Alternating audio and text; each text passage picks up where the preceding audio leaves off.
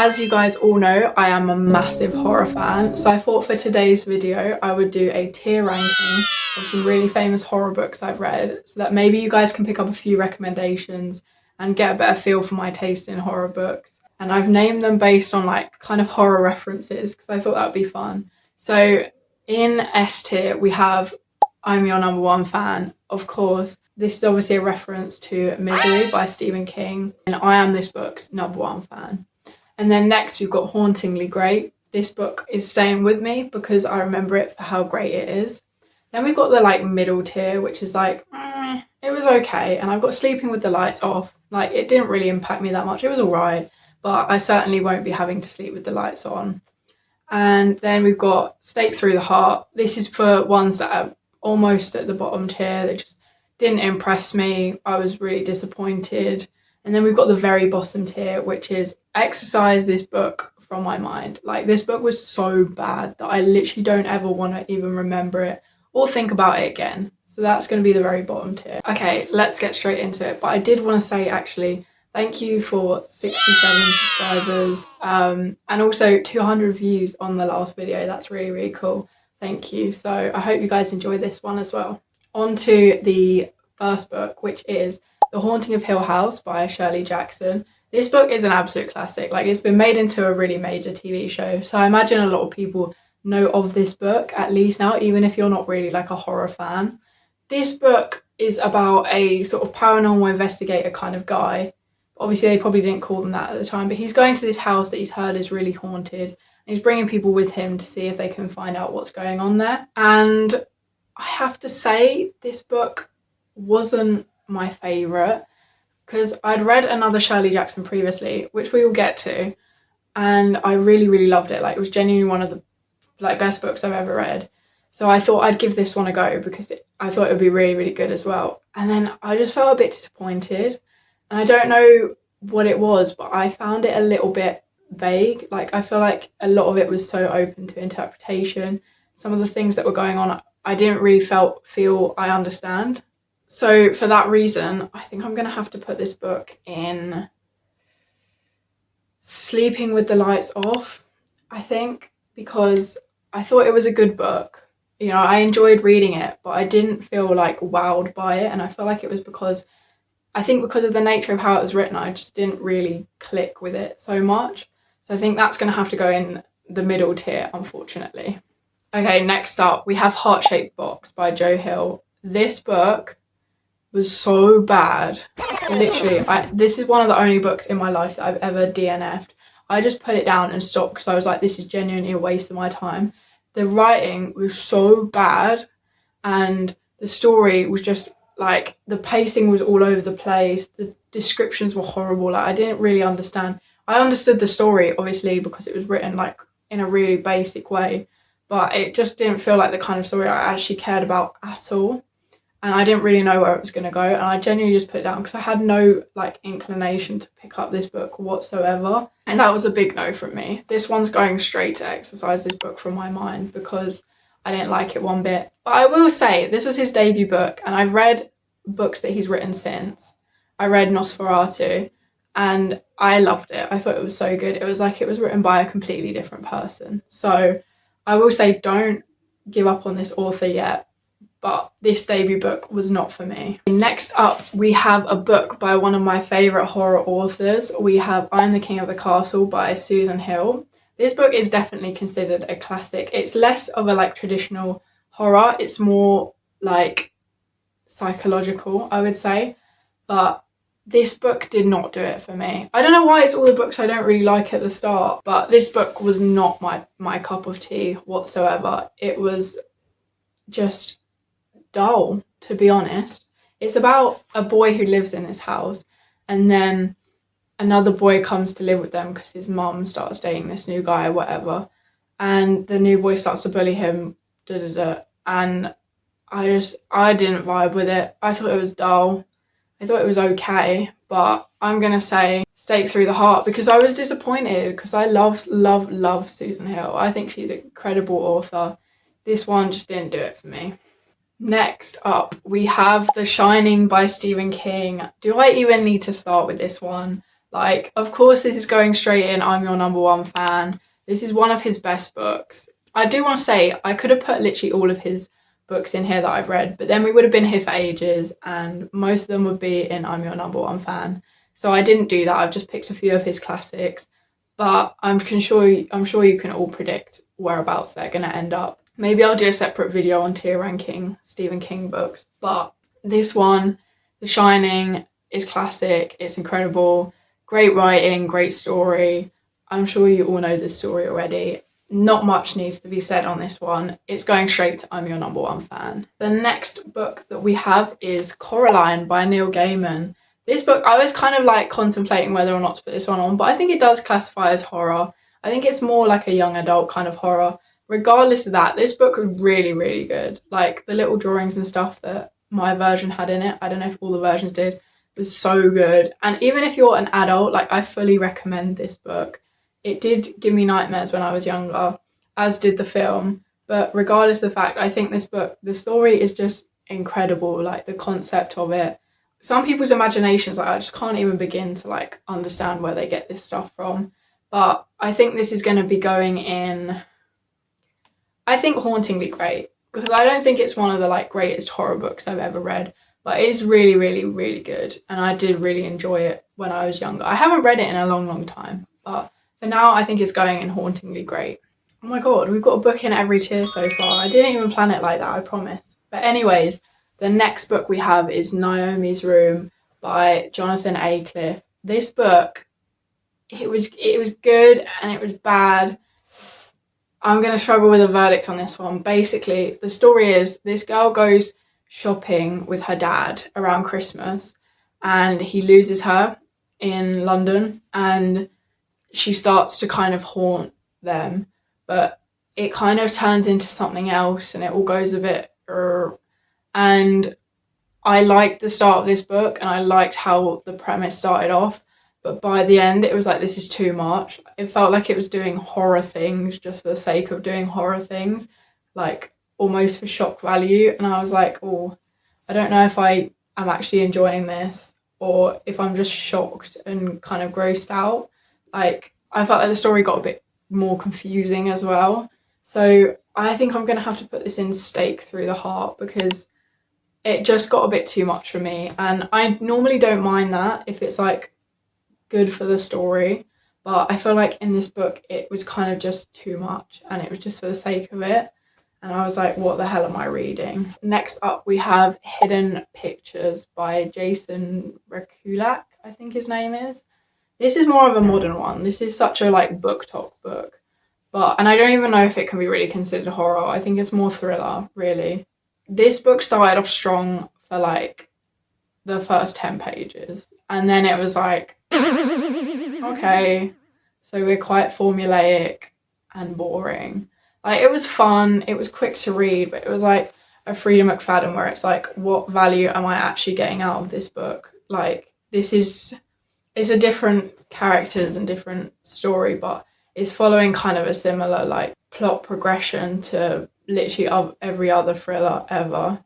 It wasn't particularly scary, like the drawings were scary for a bit, and then it was like, this is just a bit meh, whatever.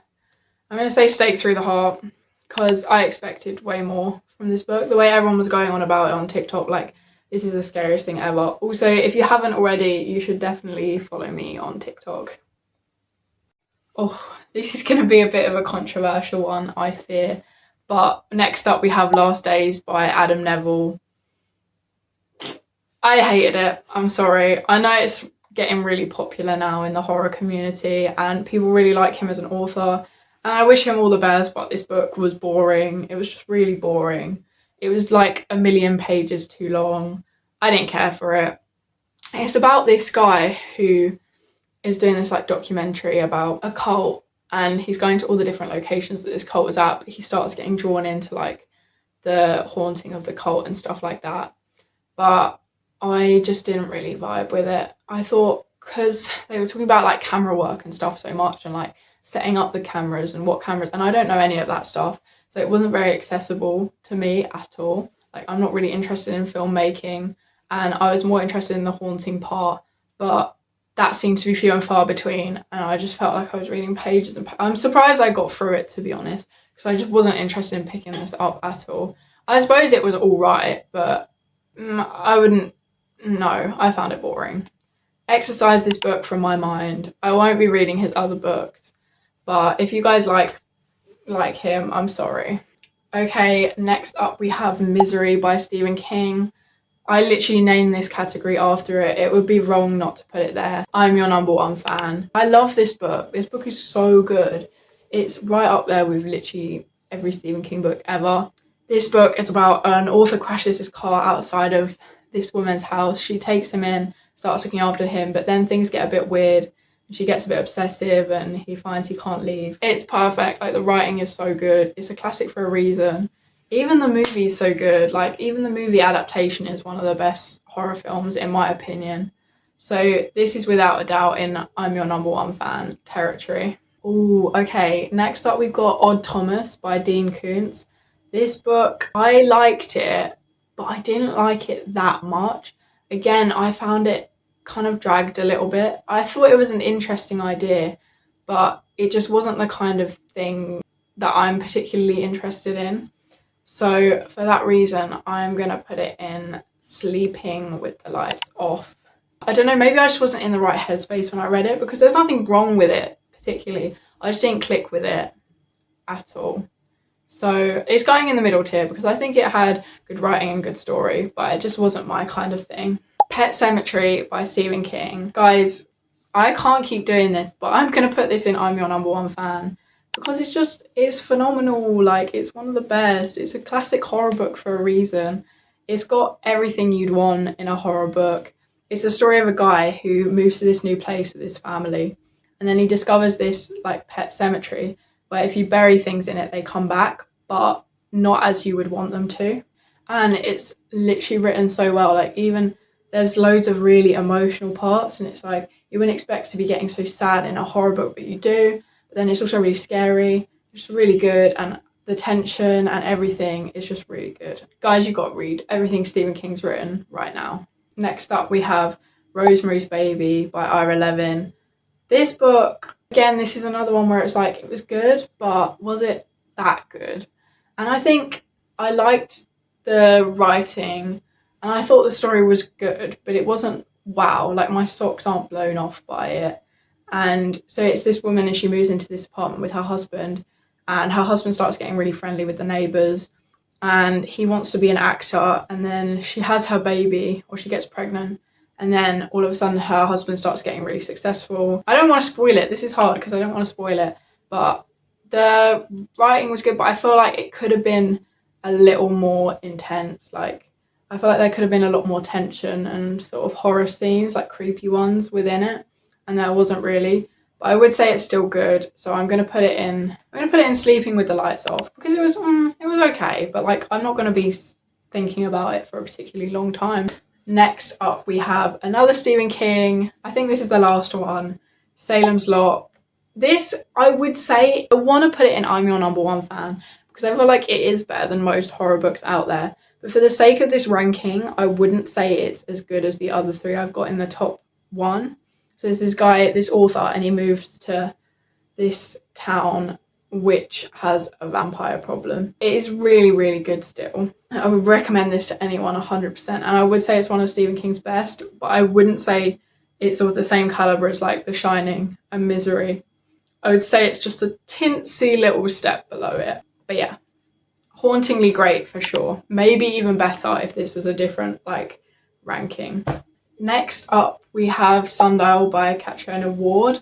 This book was, again, really good. And I thought that the story on this and the way it was written made it really, really full of tension. I feel like the important thing about writing horror is you've got to make it tense when the scenes aren't particularly scary. You've got to still have that sort of atmosphere of tension. And I feel like the writer of this did it really, really well. I don't remember too much about it, but I remember it having really, really good twists and stuff. So for that reason, I'm going to put it in hauntingly great. Next up, we have The Exorcist. This book is obviously probably one of the most classic horror books of all time, but I would say I don't think it's aged particularly well. I felt a lot of it was sort of quite repetitive and a bit dull. Obviously the things that were happening weren't dull. It was because it was just happening so much, and I felt like it was repeating itself again and again and again, that it became kind of dull. And I would say there was like a couple of shocking points, but other than that, I feel like why it's so successful is because at the time it would have been like, what the hell?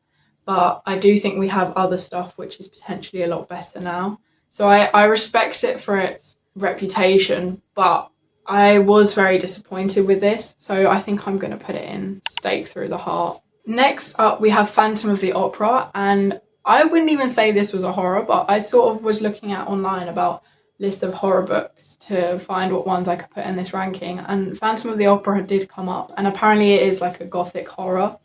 So I don't know what genre I would class it as, but for this ranking, this book is really good, and it's a classic for a reason, and I loved reading it. I thought it was really, really good. It's about a woman who's trying to become a singer, and she starts getting taught by this ghost, or what she thinks is a ghost, on how to sing properly. And she's also got this other love interest, and it becomes a whole sort of triangle, but a lot more than that, obviously.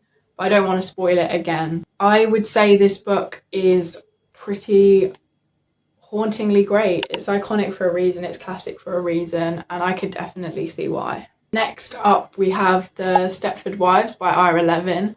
This book was another really good one. I absolutely love The Stepford Wives. I think it's a really, really brilliant book, and I get that some people maybe don't like it as much because it is quite short, it's quite quick, and it does have a very open-ended ending, which some people really don't like, but I absolutely loved it. I thought it was a really great story, and I bet that at the time this was really innovative, and I think it still is, to be honest. I think to come up with something like this is really, really cool, and I think it says a lot about society. It's not a particularly deep message, but it is a message nonetheless, and the level of tension that's held throughout this whole book is incredible. Like when I was saying about kind of dull scenes being made to feel really tense, this book shows you exactly how to do it. And so for that reason, it's going in. I'm your number one fan. This next book is The Troop, and I'm sure you've heard me talk about it if you've been on this channel before. This is one of my favourite horror books ever, maybe even my favourite. And I know a lot of people really don't like it because there's certain scenes that are in it, but I loved it. Like start to finish, it had exactly the right aspects of horror that I like. It was genuinely scary, and there were points of it where I was disgusted as well, which is what I kind of expect from a horror book. It's about a group of scouts, and they're on this island, and then a man shows up and he's really, really sick, and something really bad starts happening to all of them. It's just incredible. Like, I love the writing style and the way he would phrase things. I don't know, they would just make me so unsettled. Like the way he would describe things, anecdotes he would add in. The writer, genuinely phenomenal. Like I need to get around to reading some of his other books because this book was so good. So it's without a doubt going in. I'm your number one fan. We are now on to our penultimate book, which is The Woman in Black by Susan Hill. I told you guys we would get back round to her, and this book is incredible. It's genuinely terrifying, so scary. It's written so well. The story is brilliant. Like, if there's ever a blueprint for a perfect ghost story, this is it, basically. It's about a guy who goes to this woman's house who's died to organise her papers and stuff, and he starts staying there, but he begins to experience supernatural things going on, and this story is just really good. It sparked a really good movie, a really good play. It's just really, really good. I would definitely recommend this if you're looking for a classic spooky ghost story. So this is going straight into I'm your number one fan. The I'm your number one fan category is getting a bit packed now. And it is about to get more packed because the last book, We Have Always Lived in the Castle by Shirley Jackson, is another absolutely phenomenal book. It's so good. This also is one of those where it keeps the tension and holds on to it throughout the whole thing, even when nothing major's happening. It's just got a really sinister, kind of creepy vibe going on, which I absolutely love. and the story is so interesting. It's about two girls who live in this house, and one of the girls is rumoured around the village to have killed her whole family, like poisoned them. And so the village people treat them really badly. One of the girls, the sisters, doesn't leave the house, and all of a sudden, one of their relatives, cousins or something, shows up, and he's kind of trying to get in there to like steal the fortune. And it's how they deal with that, and it's just really, really, really good. I would definitely recommend this one. And it's obviously going straight to I'm your #1 fan. Now we have our final ranking. I hope that you guys consider reading some of the ones in the top tier, and I hope you guys have enjoyed watching this video. Make sure you like and subscribe, and I will see you next time. Bye!